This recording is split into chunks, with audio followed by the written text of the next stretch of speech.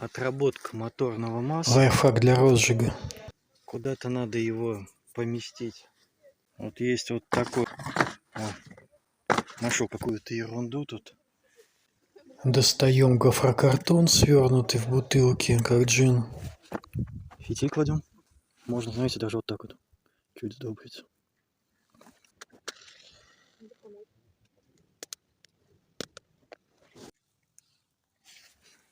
Ну как?